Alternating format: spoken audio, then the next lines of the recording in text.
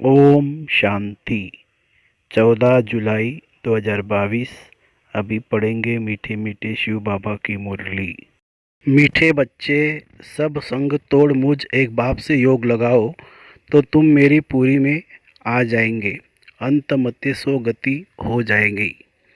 प्रश्न: जो साइलेंस की अवस्था में जाने का पुरुषार्थ करते हैं, उन्हें क्या अच्छा नहीं लगता? उत्तर: उन्हें घड़ी की आवाज़ भी अच्छी नहीं लगता, क्योंकि स्वदेश इनकॉर्पोरियल वर्ल्ड में कोई भी आवाज़ नहीं है। इसलिए तुम वाणी से परे जाने का पुरुषार्थ करते हो। तुम्हें अशरीरी हो अपने स्वधर्म में टिकना है। बाबा के देश को बाबा सहित याद करना है। गीत है: भक्तों की फरियाद सुनो, हे माँ बाप हमारे। ओम शांति। भगवानुवाच: यह है योग आश्रम, तुम यहाँ बैठे हो योग कमाने। यह परमात्मा तुम आत्माओं से इन ऑर्गन्स द्वारा बात कर रहे हैं। तुम आत्माएं अभी किसकी याद में बैठे हो? आत्मा कहती है, अहम आत्मा तत्त्वम। हम सब आत्माएं उस परमपिता परमात्मा की याद में बैठे हैं। यह योग किसने सिखाया? भगवानुवाच: मैं सभी आत्माओं का पिता हूँ अथवा फादर हूँ। मैं इस शरीर द्वारा तुमको योग सिखलाने के लिए टीचर बना हूँ। यह तो सहज समझाते हैं। कहते हैं, जब जब अति धर्म ग्लानि होती है, तब मैं आता हूँ। यह वही कल्प पहले वाली महावाक्य अति साधारण शरीर द्वारा रिपीट हो रहे हैं। कहते हैं, कल्प पहले भी यही महावाक्य उच्चारे थे, जिसकी गीता बनी हुई है। तो जब धर्म ग्लानि होती है अथवा अनेक धर्म आए उपस्थित होते हैं और देवता धर्म का एकदम नाम निशान गुम हो जाता है, देवता धर्म वाले अपने को हिंदू कहलाने लग पड़ते हैं। भल पूछते देवताओं को है, लेकिन कहलाते अपने को हिंदू है। जैसे देवता धर्म के बदले हिंदू धर्म रिप्लेस हो जाता है, इसको कहते हैं धर्म ग्लानि। जब वह एक देवी धर्म का नाम निशान गुम हो जाता है, उसके बदले अनेक धर्म मठ पंथ निकल पड़ते हैं। यह वही कल्प पहले वाली गीता रिपीट हो रही है। यह भगवानुवाच, दूसरा तो कोई कह नहीं सकता। वही आकर फिर वही गीता के महावाक्य रिपीट कर रहे हैं। यह महावाक्य और कोई शास्त्रों में नहीं है, गीता में है। भगवानुवाच, भगवान खुद समझाते हैं, कहते हैं, जब अनेक धर्म हो जाते हैं, कलयुग की अंत आकर पहुँचती है, तब कल्प के संगम पर मैं आता हूँ। क्योंकि कलयुग को कहा जाता है तमोप्रधान, सतयुग है सतोप्रधान। जहाँ परमपिता परमात्मा को गॉड गॉडेज राज्य अथवा देवी देवताओं का राज्य चलता है, वह भी इस ही स्टेज पर चलता है। वैकुंठ कोई दूसरी जगह नहीं है। इसी भारत में देवी देवताओं का राज्य था, जो अब प्राय लोप हो चुका है। परमात्मा को कहते हैं गॉड इज नॉलेजफुल। वह एक ही ज्ञान का सागर, आनंद का सागर, सुख का सागर है। उसके सिवाय और कोई में गॉडली ज्ञान है नहीं।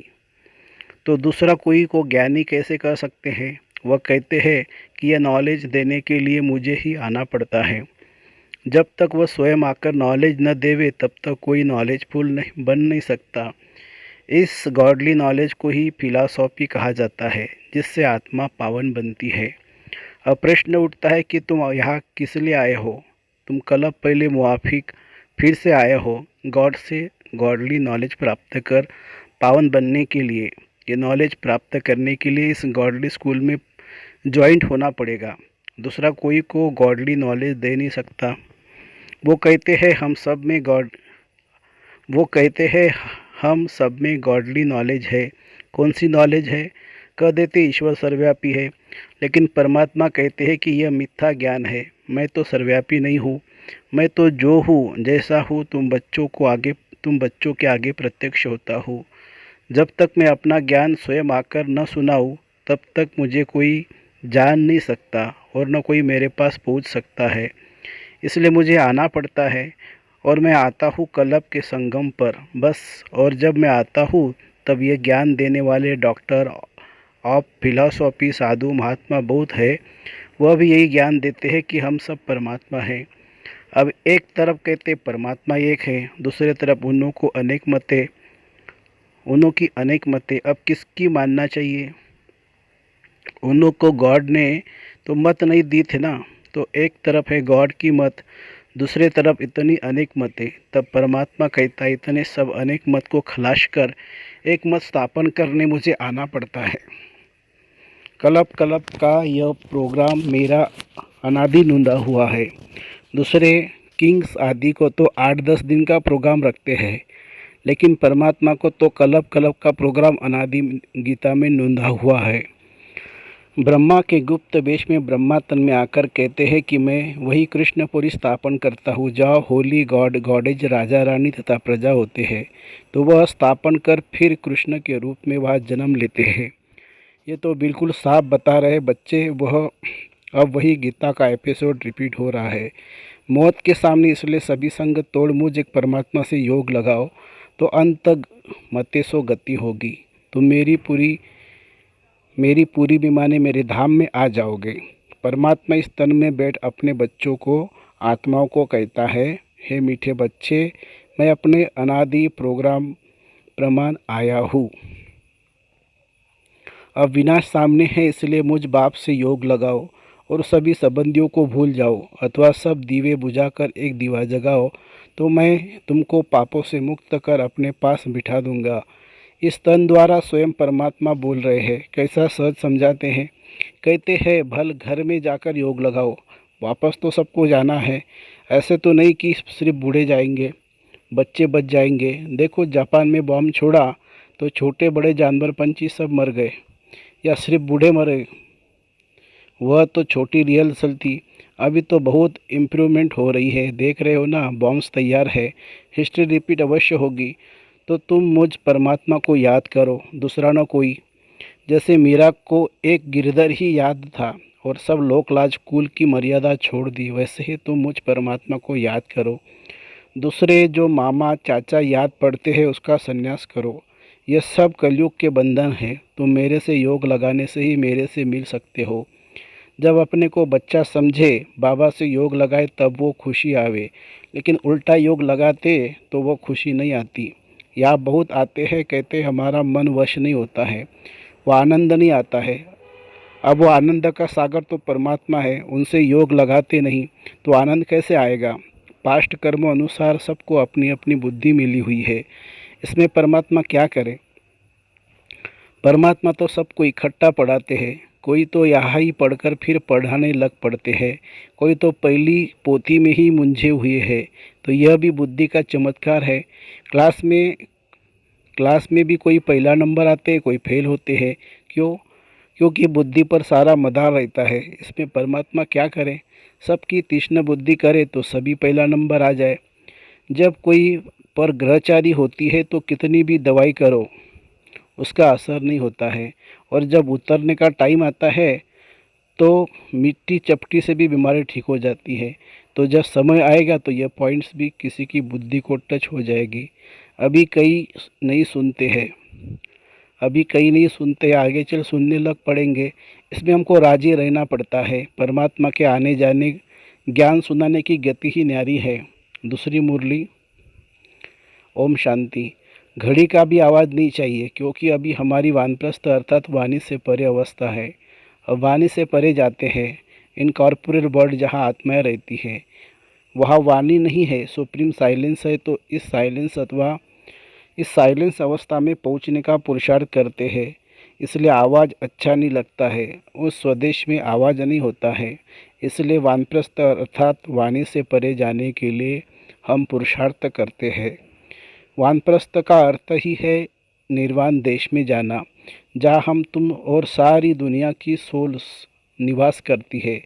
यह कॉर्पोरियल वर्ड तो है पार्ट बजाने के लिए, स्टेज बाकी बिगर पार्ट वहाँ स्वीट साइलेंस होम में जाकर निवास करते हैं। ये साकार खेल चलता है आकाश तत्व में, और आत्माओं का देश है महतत्व, वह बहुत दूर देश है। तो उस साइलेंस देश से योग लगाए बैठते, उनको घड़ी का आवाज़ भी अच्छा नहीं लगता है। इसको कहा जाता है अपने असली स्वधर्म में टिकना अथवा अशरीरी हो रहना, अर्थात अपने बाबा के देश को बाबा सहित याद करना।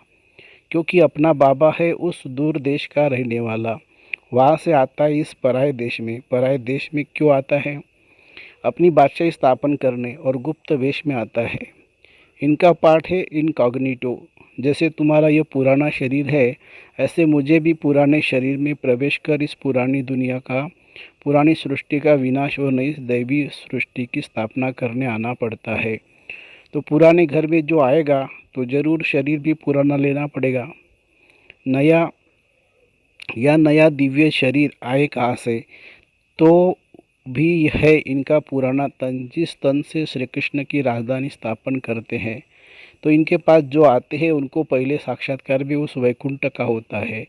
वैकुंठ की बाल लीला, रास लीला देखते हैं अथवा विष्णु का साक्षात्कार करते हैं, क्योंकि अगर सुप्रीम सोल का साक्षात्कार कराए तो वह समझ नहीं सकेंगे कि यह क्या चीज़ है, क्योंकि उस बाप का तो कोई को पता नहीं है कि यह कोई परमात्मा है। भले पूजा करते हैं लेकिन जानते कोई नहीं है। वो तो कहते हैं परमात्मा सर्वव्यापी है, तो वो सब परमात्मा हो गए। बाकी शिवलिंग के एक्यूपेशन का तो कोई को पता नहीं है कि हमारा परम पिता है जो आकर स्थापना, विनाश, पालना करने अर्थ 3 रूप धारण करते हैं। वह तो इस समय आकर अपना एक्यूपेशन बताते हैं और कहते हैं जिसको वैकुंठ की बादशाही का वारिस बनना है वो या आकर मेरा बच्चा बने। मैं उनको संपूर्ण निर्विकारी बनाए अपनी राजधानी में ले जाऊंगा। यह आता ही है सभी मैली सोल्स को प्यूरिफाई बनाने। इससे प्रकृति भी पवित्र बन जाती है। वहाँ तो सोल्स भी प्योर, तो 5 तत्व भी प्योर होते हैं। है ही डीटी वर्ड। तो फिर क्या, इस समय हम डीटीज़म की फिलॉसफी गुम हो गई है। कोई को पता नहीं कि डीटी वर्ल्ड भी यहाँ थी। वो समझते हैं कि ऊपर आकाश में का देवताएं रहते हैं, लेकिन उनके चित्र यहाँ है, हिस्ट्री यहाँ है, तो ज़रूर यहाँ हो गए हैं। ये दुनिया तो सदा चलती रहती है। प्रलय तो कब होती नहीं है। जब विनाश हो जाता है तो सभी सोल्स चली जाती है। बाकी दैवी धर्म यहाँ स्थापन हो जाता है। जैसे अनाज होता है तो सब नहीं खाया जाता, बहुत खाया जाता है, थोड़ा बहुत बचाया जाता है बोने के लिए, नहीं तो बीज कहाँ से आवे। अगर प्रलय हो जाए तो अनाज भी खलास हो जावे, फिर बोने के लिए अनाज कहाँ से आवे जो दूसरा निकले। तो अनाज भी जैसे अनादि है ही, तो मनुष्य भी है। तो परमात्मा जैसे कुछ बीज बचाए बाकी सबको ले जाते हैं, जिससे फिर सृष्टि की वृद्धि होती है। बाप कहते भी है कि मैं अनेक धर्म विनाश कर एक धर्म स्थापन करता हूँ। ऐसे तो कहते नहीं कि मैं प्रलय कर देता हूँ। यह सबका अंतिम जन्म है। फिर मृत्यु लोक पे कोई का जन्म नहीं होगा, सब चले जाएंगे। उसमें थोड़े बीज बच जाते हैं, जिससे धीरे धीरे बढ़कर त्रेता के अंत तक 33 करोड़ देवी देवताएं होते हैं।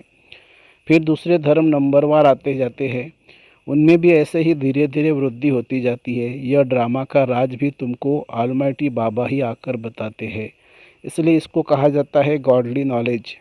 दूसरा कहीं भी यह नॉलेज तुमको नहीं मिलेगा। भले कितना भी घूमो, किसी को इस नॉलेज का पता ही नहीं है। वो बस इसी समय ही तुमको यहाँ मिल सकता है। परमात्मा या दैवी सिजरा बना रहे हैं। परमात्मा कहते हैं अगर तुम्हें उस रॉयल घराने में आना है तो अपना सब मेरे हवाले कर दो, तो मैं उसे प्यूरीफाई बनाए वैकुंठ में रिटर्न कर दूंगा।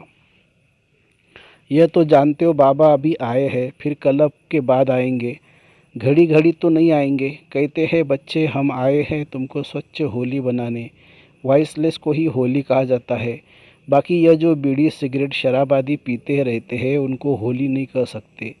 तुमको तो बाबा शिक्षक बनकर पढ़ाते भी है, तो बाप बनकर संभाल भी करते हैं। तुमको इनसे डबल आशीर्वाद मिलती है, गुरु की भी तो बाप की भी। दोनों का वर्षा तुम ले रहे हो। तो ऑलमाइटी बाबा इस तन द्वारा तुम्हारी स्थूल सूक्ष्म परवरिश करते हैं रहते हैं, इसलिए कहते हैं कि इसके हवाले कर दो, तो ज्ञान अमृत से पवित्र बनाए अपने साथ ले जाऊंगा। इसे ही कहा जाता है जीते जी मरना। लेकिन यह तो बहुत मीठा मौत है जो अपने असली बाप की गोद में आ जाते हैं। कितना अच्छा समझाए, कितना समझाए, फिर भी कह देते हैं मनमना भवो मध्याजी भवो। अच्छा, मीठे मीठे सिखिला दे बच्चों प्रति माता पिता बाप दादा का याद प्यार और गुड मॉर्निंग। रूहानी बाप की रूहानी बच्चों को नमस्ते। हम रूहानी बच्चों की रूहानी माता पिता बाप दादा को याद प्यार, गुड मॉर्निंग और नमस्ते बाबा नमस्ते। धारणा के लिए मुख्य सार।